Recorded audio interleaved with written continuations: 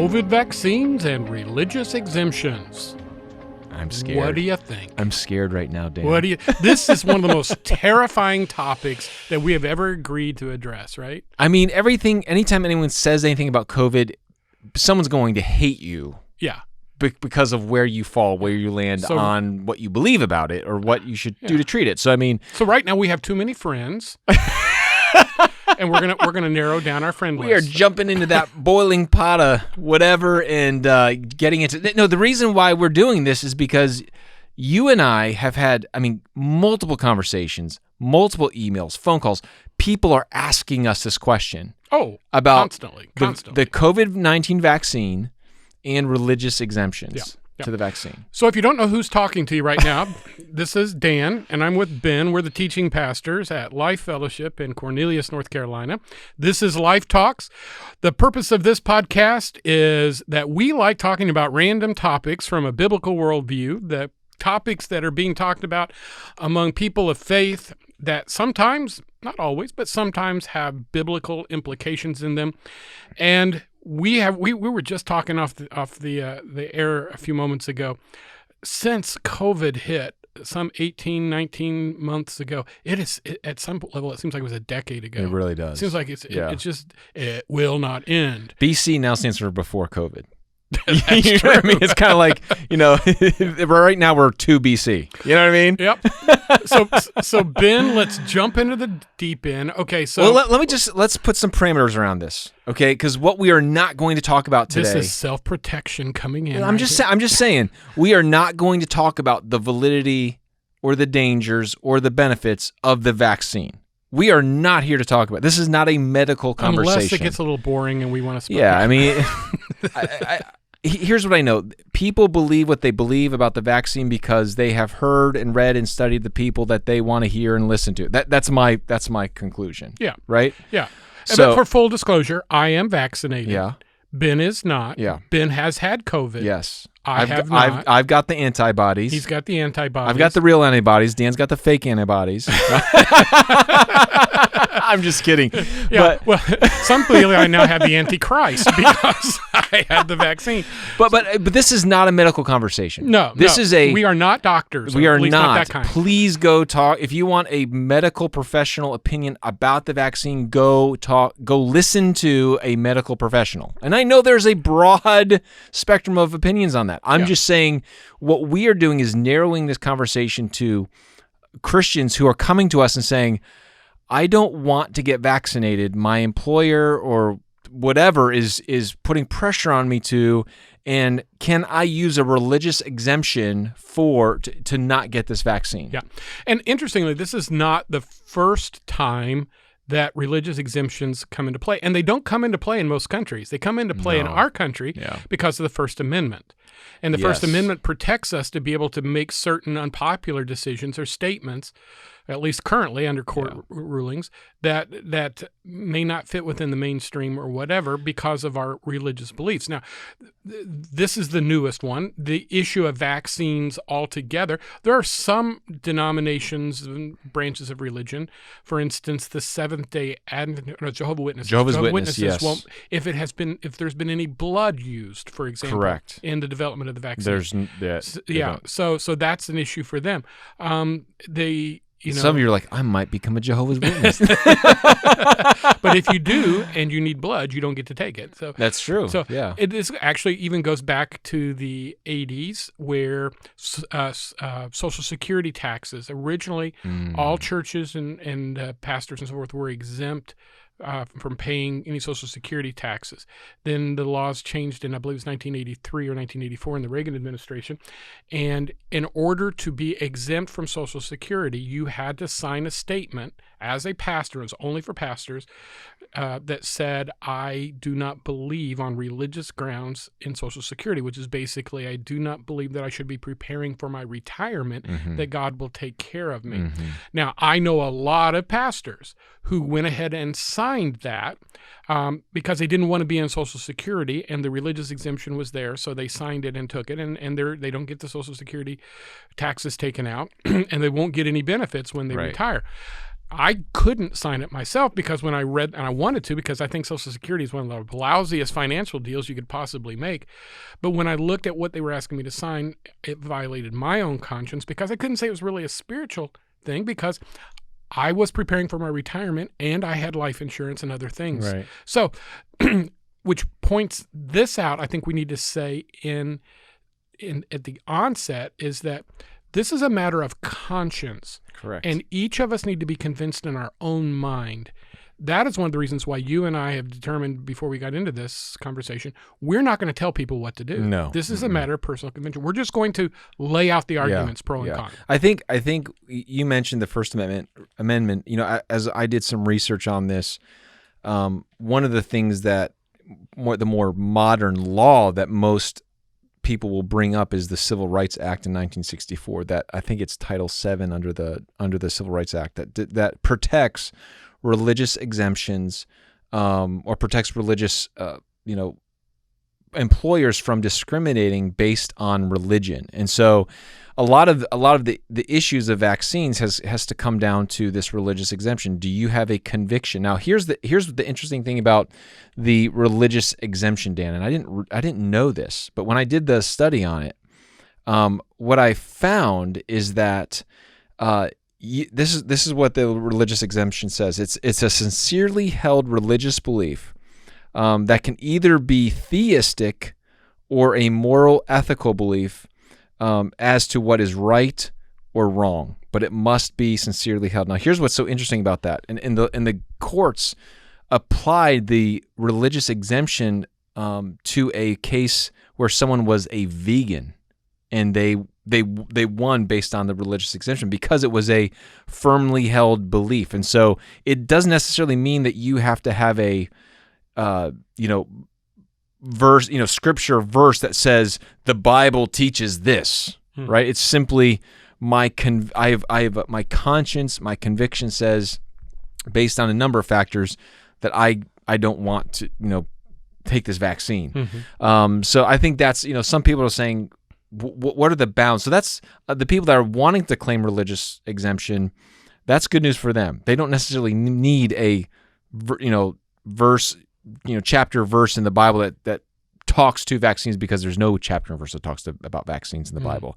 I think the closest thing we could get to a passage of scripture that deals with convictions and talking to Christians about convictions that aren't necessarily set in stone with scripture is most likely Romans 14. The idea of eating meat sacrificed to idols or not eating meat. I mean, that was an issue that was a real issue back in the church, especially in the Church of Rome. Conscience issue. Yeah, conscience issue of people saying, I cannot partake in that. I cannot eat that meat because I know that meat was used as a sacrifice to a pagan temple, to a false god.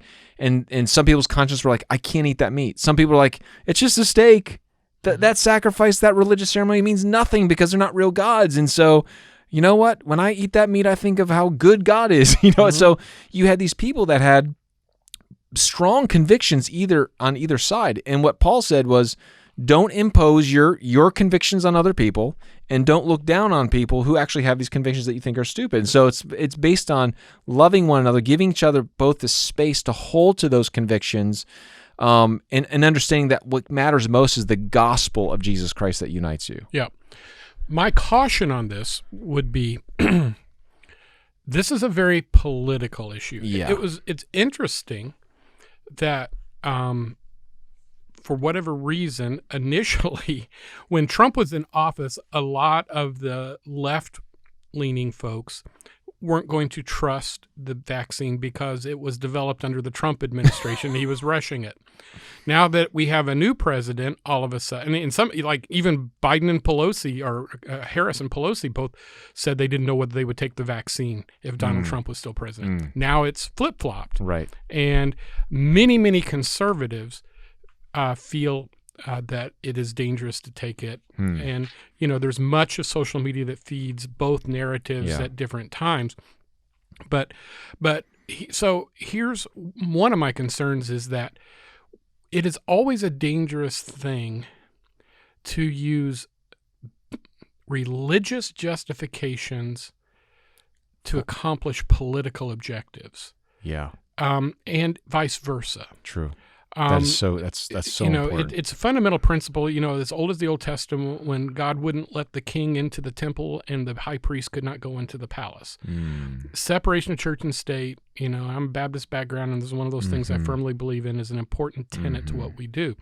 Jesus himself said, render unto Caesar those things which are Caesar's, and to God those things which are God's. At the same time, there are occasions when they do conflict, and the Christian obviously says, okay, I will obey God rather than man, but it does not exempt us from the consequences of that. Yes. And this is one of the things I'm wanting to tell folks. You may refuse to get a vaccine, and that you may be doing so because of your sincerely held religious convictions, but that does not in any way protect you from the consequences, biblically, the consequences of that. Now, the courts may eventually make a decision, but so far they haven't. Right. In other words, if you really believe this, are you prepared to lose your job? Right. And if you're not, then you shouldn't take a religious exemption. That would be my position. Yeah. Because either it is a religious conviction or it isn't. And if it is, then you should be willing to pay the price for it. So don't say, well, I'm going to take a religious exemption, but then if they deny me, then I'm going to go ahead and get the shot. That's not consistent. That's not a real religious conviction with you. You must be willing to pay the price for that. And we've had people in our church who said, this is a conviction with me, and they've lost their jobs already. Right. Now, I wish they wouldn't fire them. I don't think it's fair to fire them and a lot of other different things. But the bottom line is that's outside of our purvey. We don't get to make those decisions. I think it's so important that you made that distinction, Bob. Let's not have political opinions and cloak them in religious. Yeah. I think it cheapens our faith. We need, if you're going to say I have a religious exemption, truly have a religious, understand why, right? Yeah. And I know that the biggest, probably the religious issues that people have with the vaccine that we have heard focuses on two aspects. Maybe we can talk about this a little bit. One is that the vaccines were used with using aborted fetal cells. That's one argument we've heard. Right. The other one is, and again, I'm not trying to make light of this statement, but there are certain people that really believe that it's the mark of the beast. There are people who believe There are people that believe that. I mean, there's a lot of, I shouldn't say a lot, but it's out there. Let's just say that. Okay. So how would you advise someone who, they hear, maybe they've heard it, but they've never really done the research on those things? Yeah. Well, how would you speak to that? And again, we all have biases. We all have this tendency to look for things that affirm our biases as well. It's called bias confirmation. It's a real thing. I will tell you, for me, if I believed that fetal cells were involved, the reason I chose the vaccine that I chose was because I did my study on it. And by the way, I think we need to be careful about using the word research. Reading something on Facebook is not research, all right? You read about it, but you didn't research it. To research it, you got to go to My Uncle Joe said on his post last night.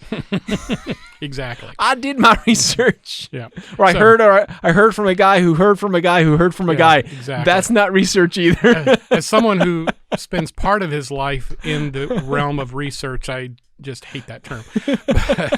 But I did do the study. I did look at the actual research and believe that the vaccine that I chose, and I did not choose one in particular because I do believe it clearly had used at least somewhere along the line fetal cells. That would have been a religious conviction for me. It would have been. So, however, there are people who have looked at the same research I did and drew different conclusions or looked at the same studies and articles and everything else.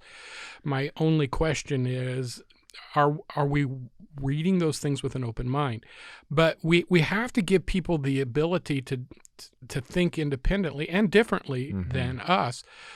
So I think that's an important factor that has to be considered. But I also think that we have a responsibility to be honest about it. And the reality is that, I'm old enough where they used to line us up in public schools, Ben, on shot day and vaccinate us. My parents did not, to my knowledge, did not have to sign any permission. They'd line you up.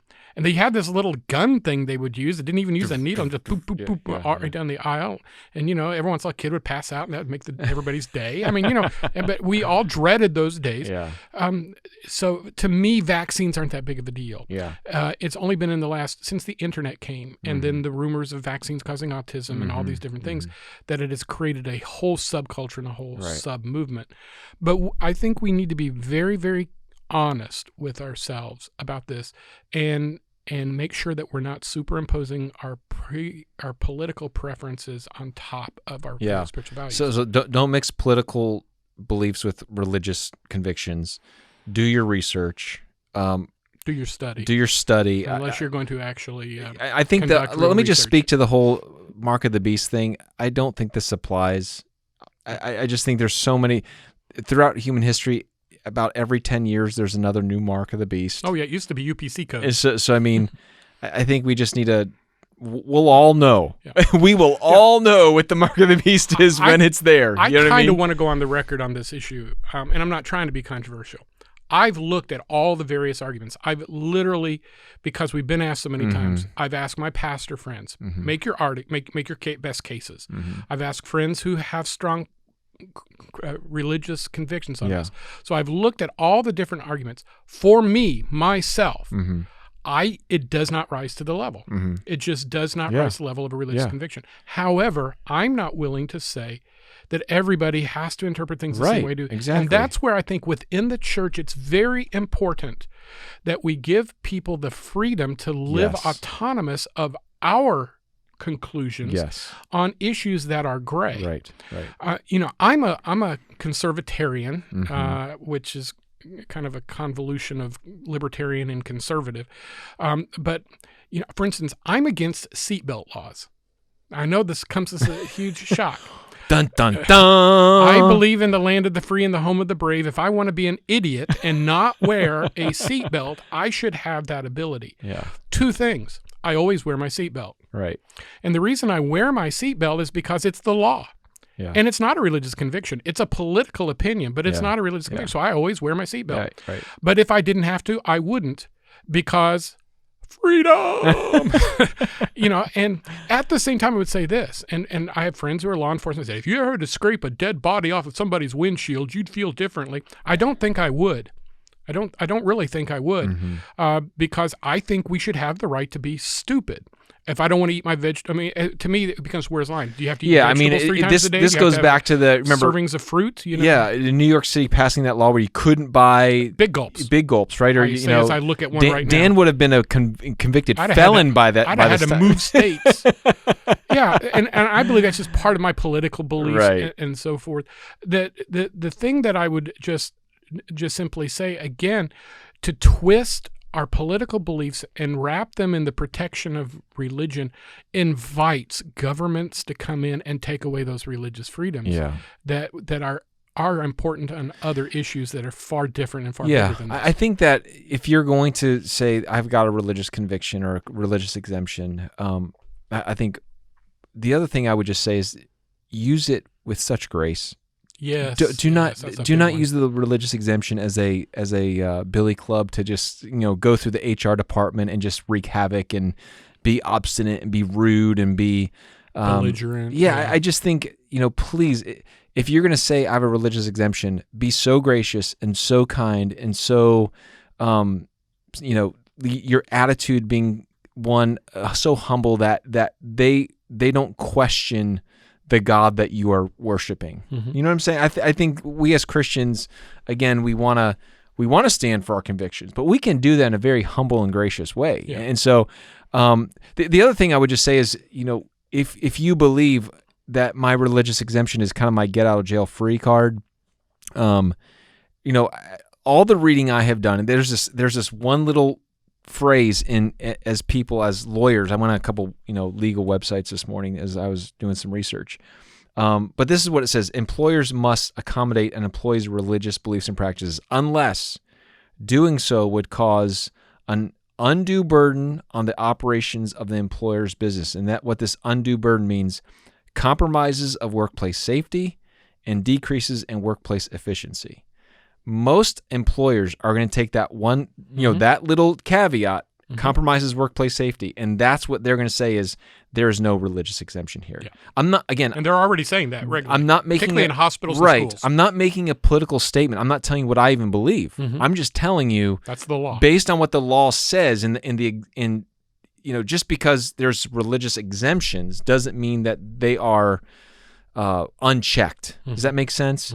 So I just think, if you go on, I mean, there's lots of websites you can go on and there's some churches, just call me and I'll send you a letter. And that doesn't necessarily mean that, that's a golden pass to. That's like people who get ordained over the internet so they don't have to pay Social Security taxes. It's just, and the sad thing about it is that kind of abuse then invites government intervention that wrecks it. Yeah. It wrecks it. Yeah. I mean, we have not talked about the whole issue of civil liberties. We haven't talked about the medicine, but this is kind of a very narrow conversation that we've had, and I think it's an important one to have. And I would say this on the issue of COVID, like other things in the last 24 months or so, I would challenge all of us not to become evangelists for things that are less than the gospel. I know people who will never talk to somebody about where they're going when they die because it's too controversial, who constantly believe this is a topic, the whole COVID vaccine, all of this, masks, all that, is something that they have absolutely zero problem with being very vocal, very dogmatic on. I'd say, we know the gospel is real. We know, know this. Yeah. If you're going to be an evangelist, be an evangelist for the gospel of Jesus Christ, not for masks, not for vaccines or against them. Powerful reminder. But rather for the things that are still going to matter in 100 years. I think if what I would say also before we end this episode, maybe we didn't answer all your questions. The reason why we brought this up is we literally, I think there's not a week that goes by that we don't have multiple conversations about this. Yeah. But I hope this has been helpful. If you still have questions, feel free to reach out to us and feel free to reach out to Ben. But I think that these are trying times, and one of the things that I also just want to end with this: seek wisdom from the Lord, and I don't believe we need to be making these decisions on our own, or again just doing things based on what we've read on Facebook. But do we truly seek the Lord and say, God, what is it you want me to do? And I believe God is going to lead each and every person the way that to the convictions and to the final decisions that they're going to make. But just to know this, God loves people who are vaccinated, and He loves people who are unvaccinated. Amen. And because God is bigger and He's greater than all these things that are going on in our world today. So that's all I got to say, Dan. And this has been another episode of Life Talks. Thanks so much for listening, and we'll catch you next time.